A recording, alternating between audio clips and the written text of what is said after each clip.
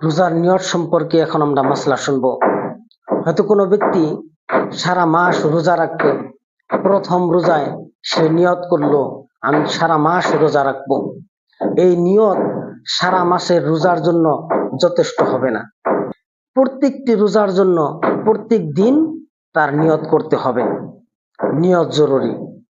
আর নিয়ত শুধুমাত্র জবান দিয়ে পড়ে নিতে হবে, বিষয়টা কিন্তু এরকম না।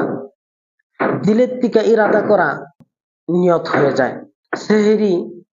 সেহরিতে উঠা এবং সেহরি খেয়ে নেওয়া নিয়তে পরিণত হয়, এবং দিলের থেকে ইরাদা করা নিয়ত হয়ে যায়। শুধুমাত্র জবানে পড়ে নিতে হবে, বিষয়টা এরকম না। কিন্তু জবানে পড়ে নেওয়া এটা উত্তম। আল্লাহ তাআলা আমাদেরকে এসব মাসলা মাসাইলের উপর আমল করার তৌফিক দান করুন। ইয়ার হাওয়ালা মাসাইলে রাফাআত কাসিমি।